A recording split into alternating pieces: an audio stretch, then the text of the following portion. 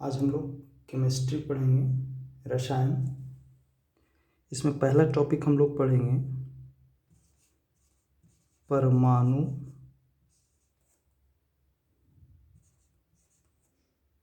संरचना, जिसको atomic structure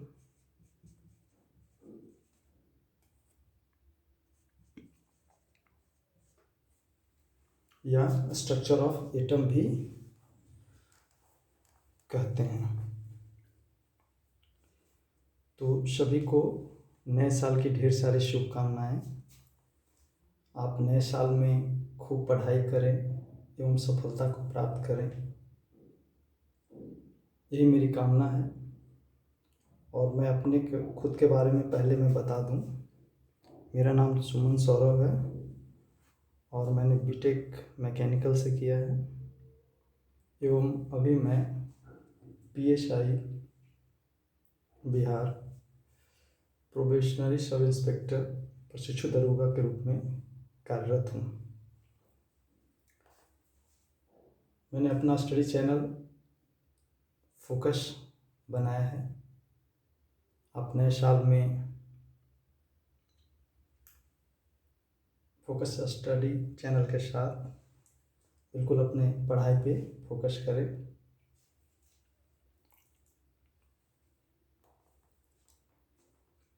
और सफलता को प्राप्त करें।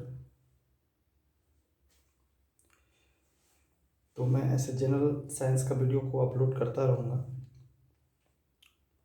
तो आज मैं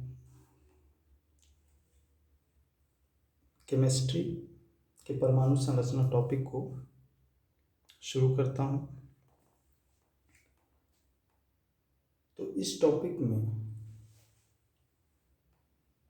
हर एग्ज़ाम्स जो भी जनरल कंपटीशन होते हैं, चाहे वो एनटीपीसी का एग्ज़ाम हो या फिर ग्रुप डी का एग्ज़ाम हो या फिर बीपीएससी या अन्य कोई भी रेलवे की एग्ज़ाम हो, सभी से क्वेश्चंस पूछे जाते हैं। सभी में यहाँ से क्वेश्चंस पूछे जाते हैं और ये बहुत ही आसान लेकिन बहुत इम्पोर्टेंट टॉपिक है। आप जैसे कोई भी टॉपिक है मैं उसे बताऊंगा, उससे रिलेटेड क्वेश्चन को बताऊंगा कि कौन कहाँ से पूछ रहा है। और इसमें जो भी टॉपिक्स हैं परमाणु संरचना के अंतर्गत सारे को मैं बारी बारी से बताऊंगा। इसका एक इलेक्ट्रॉनिक जो कॉन्फ़िगरेशन है, जो इलेक्ट्रॉनिक विन्यास है, वो काफ़ी इम्पोर्टेंट होता है और वहाँ से बहुत सारे क्वेश्चंस भी अराइज होते हैं। क्योंकि उस जैसे मैं एग्जांपल के तौर पे लेता हूँ, जैसे मैंने ऑक्सीजन को लिया है जिसका परमाणु संख्या 8 एवं द्रव्यमान संख्या 16। तो इसका जब मैं इलेक्ट्रॉनिक विन्यास लिखता हूँ, जिसे मैं बाद में लिखना बताऊँगा, सारी चीज़ बताऊँगा, 1s2 2s2 एंड 2p4। तो इससे बहुत सारी चीज़ों की हमको जानकारी मिलेगी कि बाह्यतम कक्षा में कौन सा, इसमें कक्षा क्या है, उप कक्षा क्या है, SPDF क्या होता है, KLMN के बारे में, कौन सा कक्षा कितने इलेक्ट्रॉन्स रखता है, बाह्यतम कक्षा में कितने इलेक्ट्रॉन हैं। तो बहुत सारी चीज़ों की जानकारी यहाँ से प्राप्त होती है, लेकिन उससे पहले हम लोग बहुत सारी चीज़ों को पढ़ेंगे।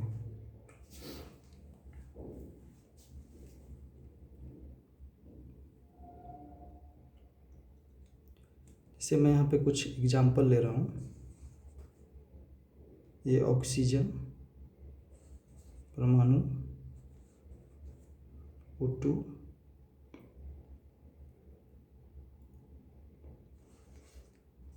O- sodium plus. तो इससे पहले हम लोग कुछ चीज़ देखेंगे। एक तत्व, एक यौगिक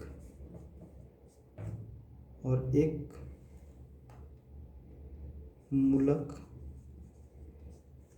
तत्व को हम लोग क्या, ये क्या हो गया, एलिमेंट, एलिमेंट हो गया, एक कंपाउंड हो गया, और ये रेडिकल।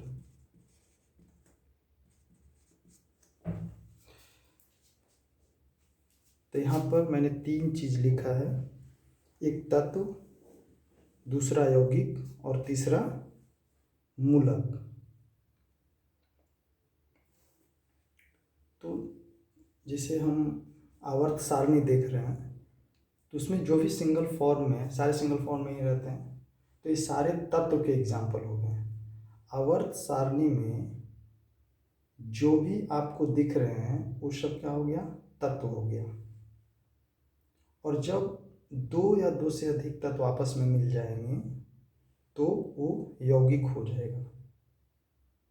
और मूलक किसको बोलेंगे, जो अपने पे आवेश रखेगा, जिसके ऊपर चार्ज होगा, वो मूलक कहलाएगा। जैसे अगर हम इस ऑक्सीजन की बात करते हैं, तो यहाँ पे ऑक्सीजन 2 दिख रहा है, एक ए है और दूसरा O2, ठीक है।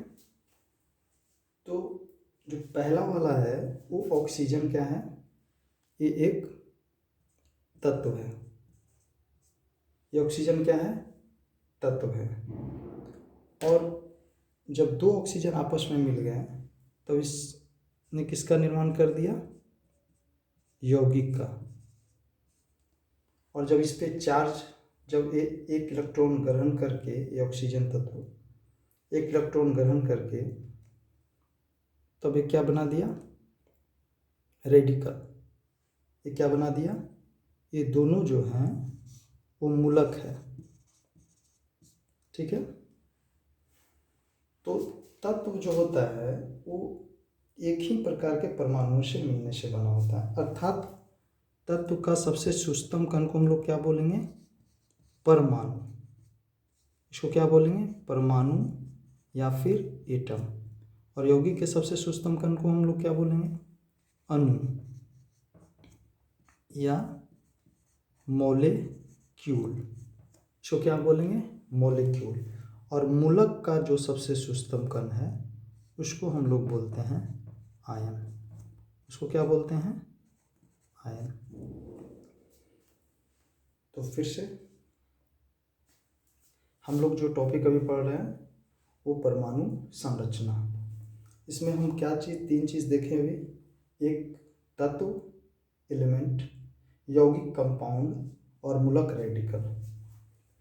तो एक तत्व जो होता है, तत्व का सबसे सूक्ष्मतम कण क्या है, परमाणु। ये एक ही प्रकार के परमाणुओं से के मिलने से बने होते हैं। अब कोई ऑक्सीजन तत्व है, सपोज दैट ये ऑक्सीजन तत्व है, तो ये ऑक्सीजन के एक ही प्रकार के परमाणु से मिलने से बना है। यौगिक का सूक्ष्मतम कण क्या हो गया, अणु हो गया। यौगिक का सूक्ष्मतम कण क्या हो गया, अणु। और मूलक का सूक्ष्मतम कण हो गया आयन, ठीक है। तो तत्व 2 या 2 से अधिक तत्व जब आपस में मिलेंगे तो किसका निर्माण करेगा, यौगिक का।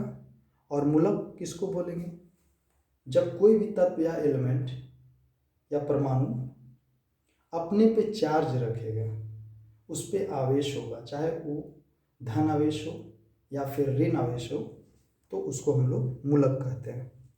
तो इस ऑक्सीजन का जो सूक्ष्मतम कण होगा, जो ऑक्सीजन तत्व है उसका सूक्ष्मतम कण क्या हो जाएगा, परमाणु। इस यौगिक जो O2 का सूक्ष्मतम कण होगा उसको क्या बोलेंगे, अणु। और इस मूलक जो है, इसका जो सूक्ष्मतम कण होगा उसको आयन बोलेंगे। तो ये जो आयन है वो 2 फॉर्म में रहेगा, एक को हम लोग बोलेंगे धनायन और दूसरा को बोलेंगे ऋणायन। तो इसको हम लोग कहते हैं केटायन और दूसरा हो गया एनायन, ठीक है।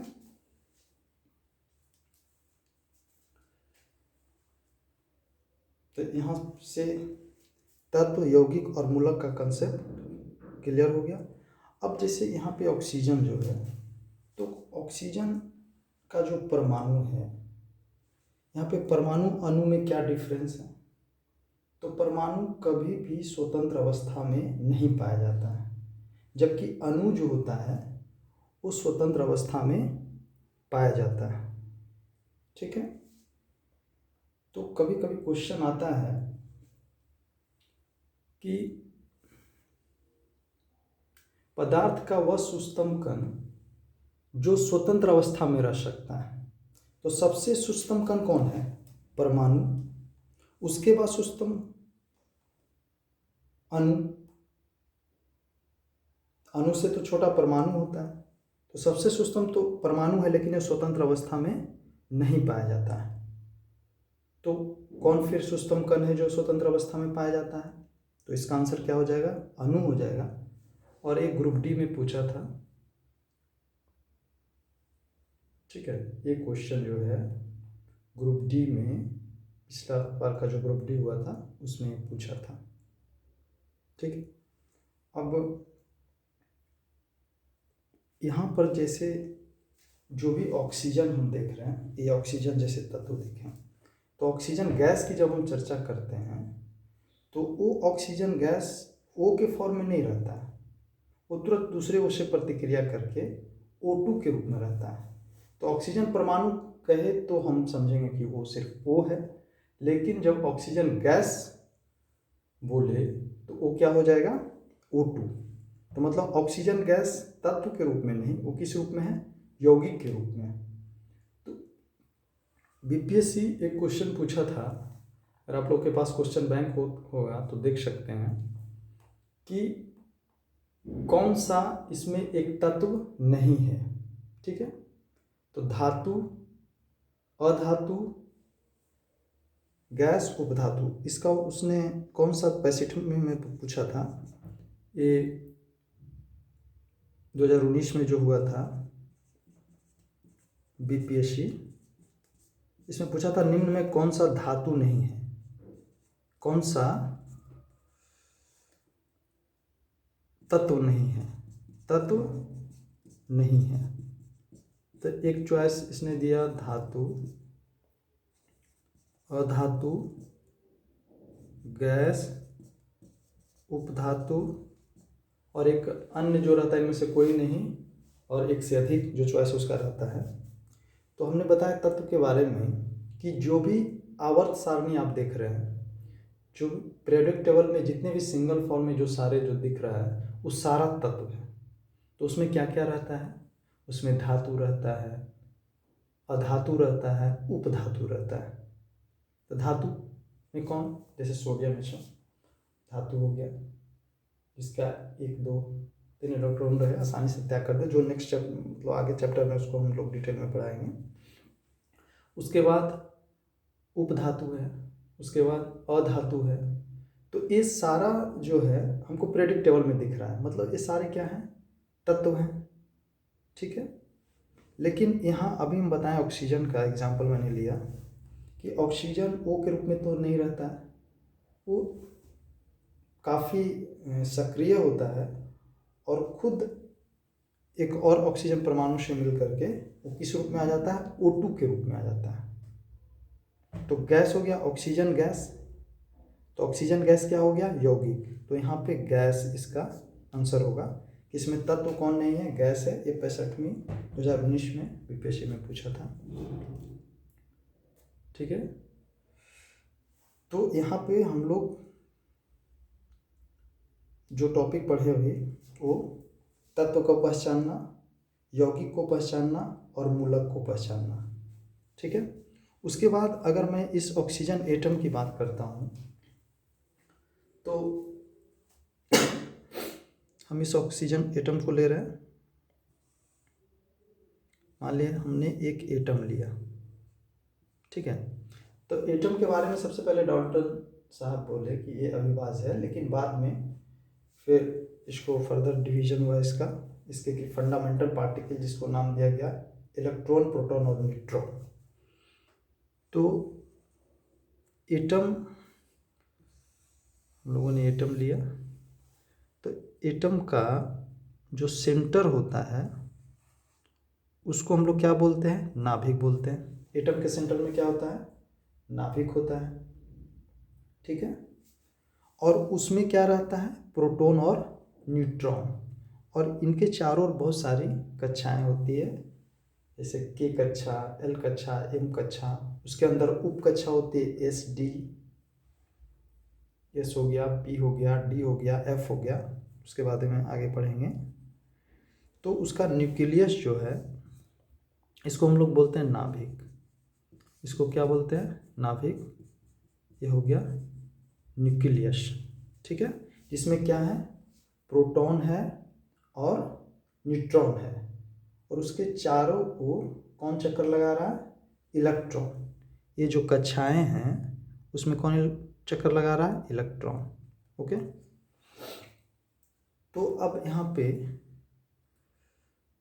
हम प्रोटॉन, न्यूट्रॉन और इलेक्ट्रॉन, इसका जो संकेत है इलेक्ट्रॉन,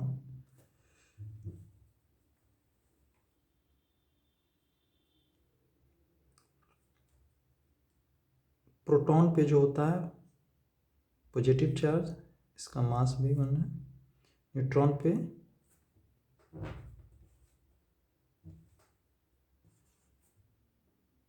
ये न्यूट्रॉन आवेशहीन होता है, इसका भी मास 1।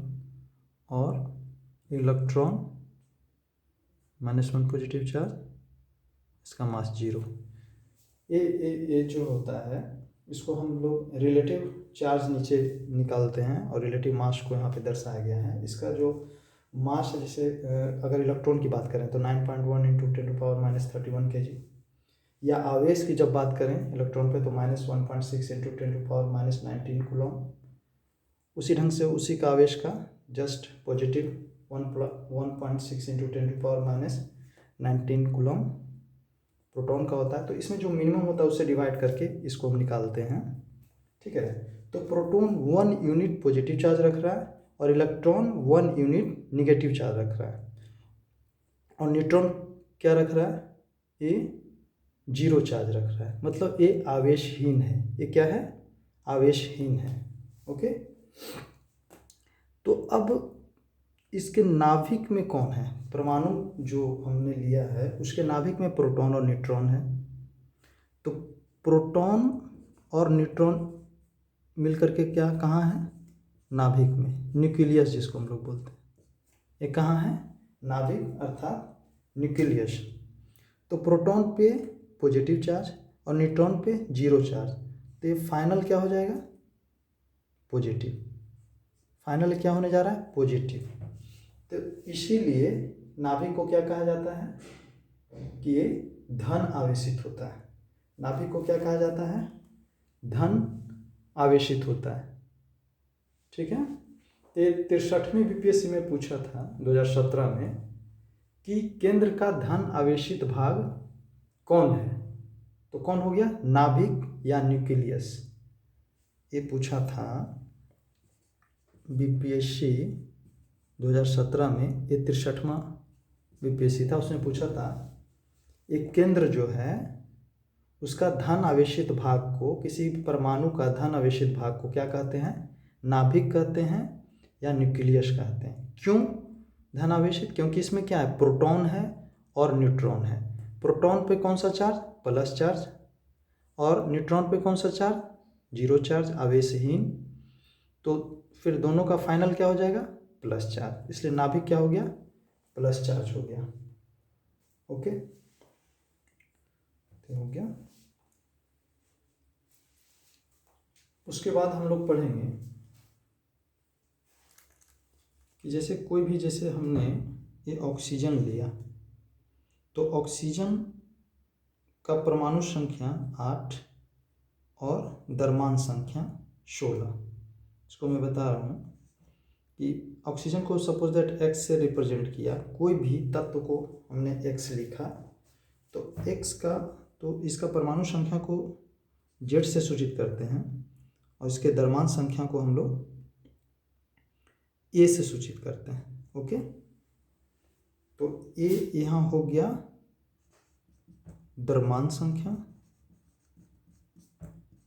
ये हो गया यहाँ द्रव्यमान संख्या, और जेड हो गया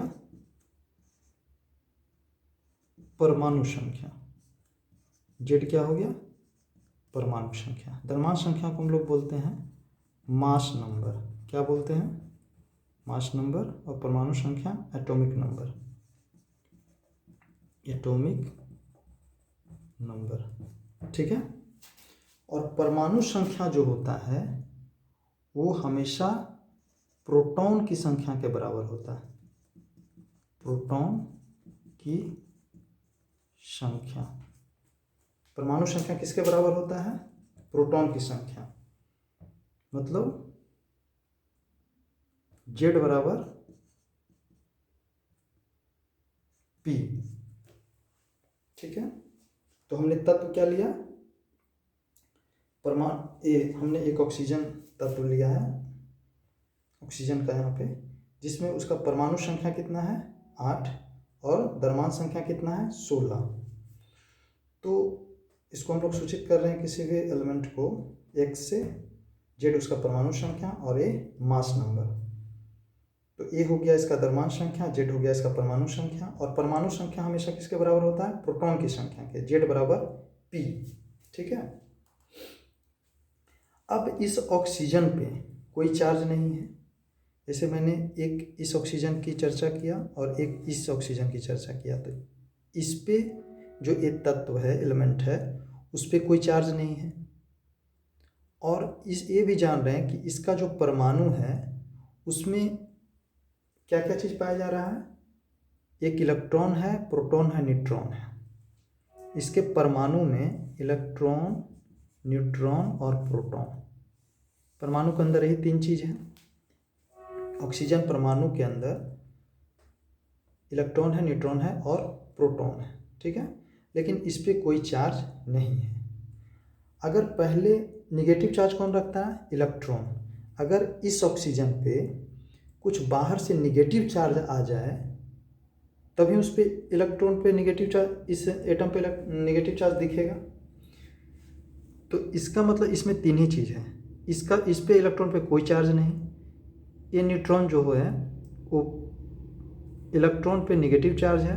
न्यूट्रॉन क्या रख रहा है?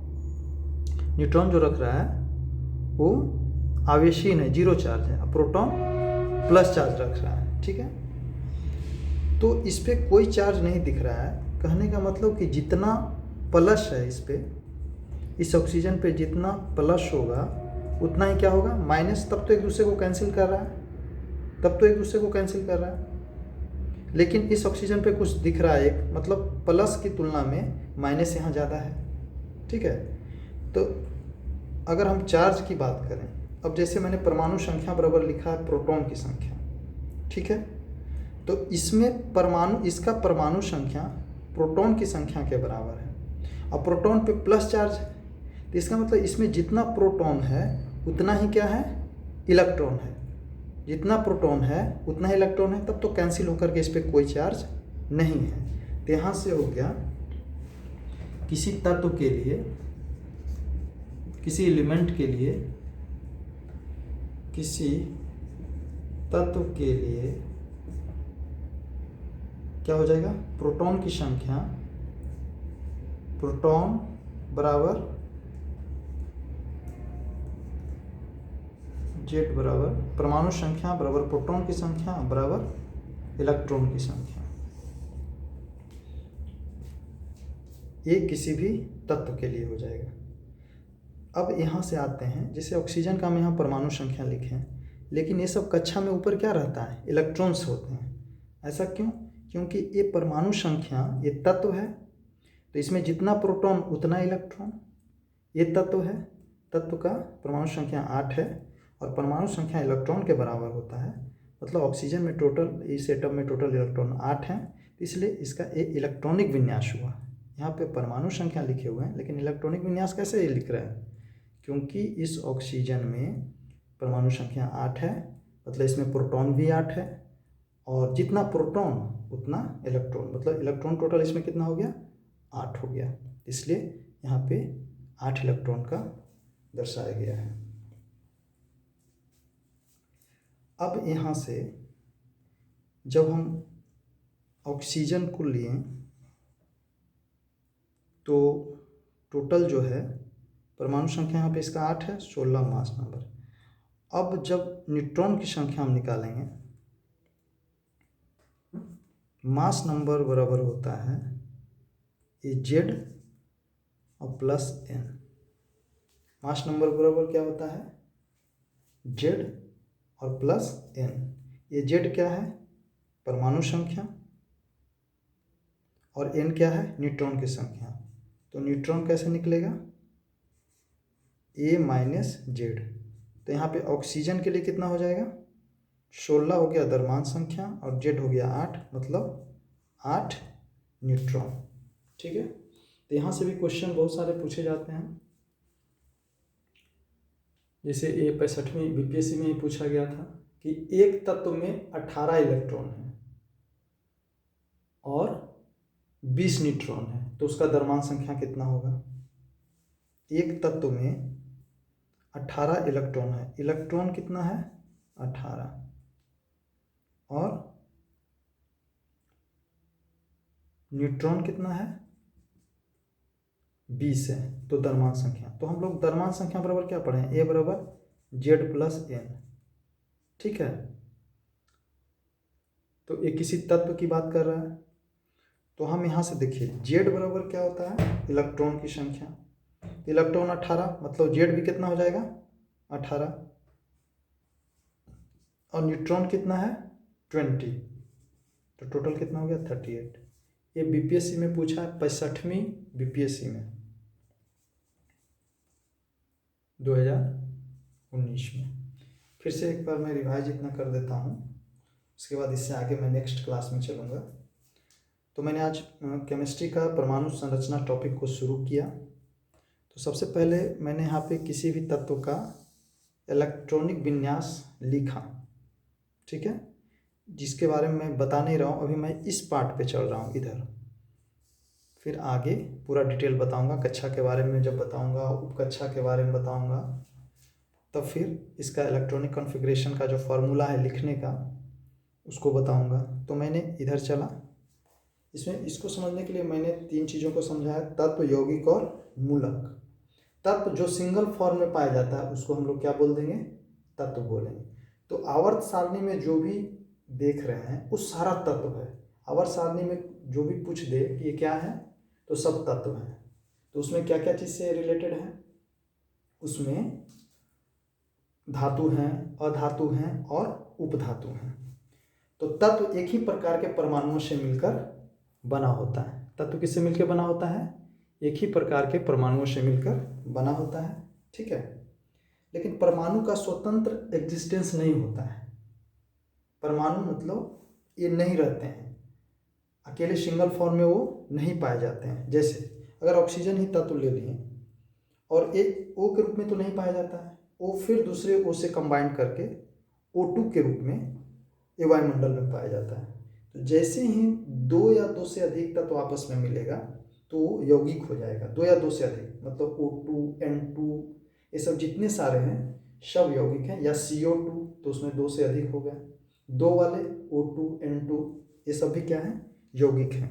ठीक है, और अगर ये तत्व अपने ऊपर चार्ज रखेगा या यौगिक अपने ऊपर चार्ज रखेगा तो उसको हम लोग क्या बोल देंगे, मूलक बोल देंगे।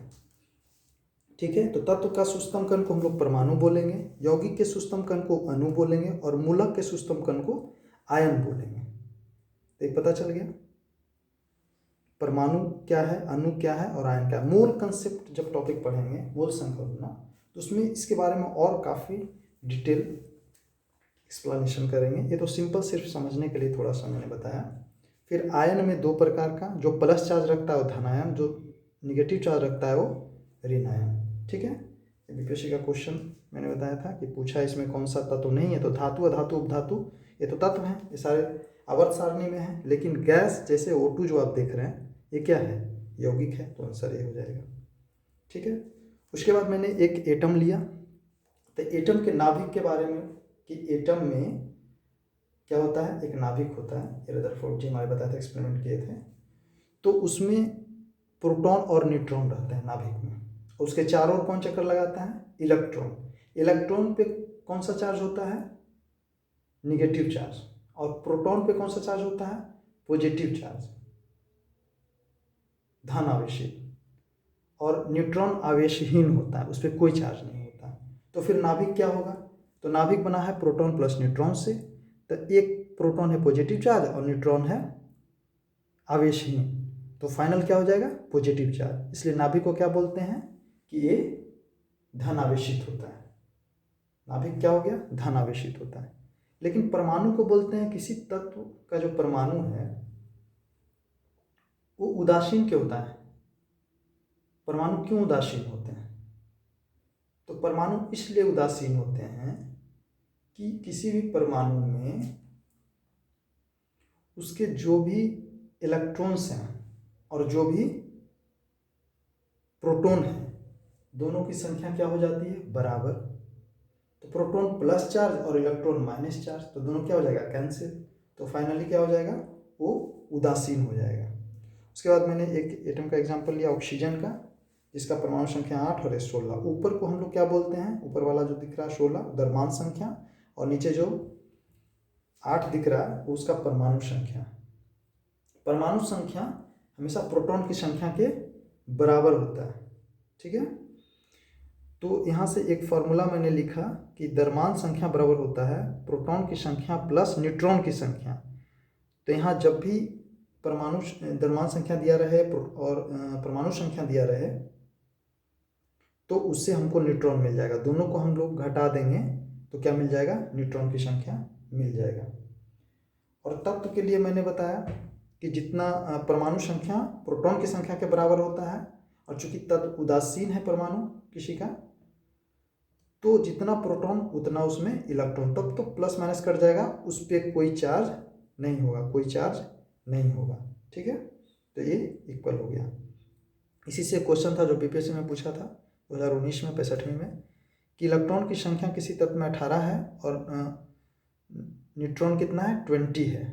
तो यहाँ से फॉर्मूला जो था कि द्रव्यमान संख्या बराबर होता है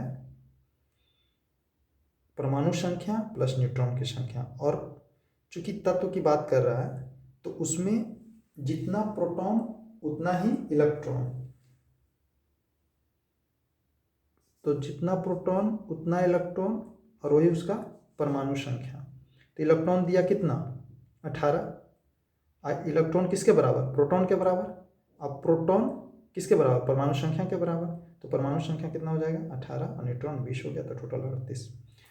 और फिर इसके बाद हम ग्रुप डी का क्वेश्चंस और एनटीपीसी का क्वेश्चन फिर नेक्स्ट क्लास में और बताएंगे।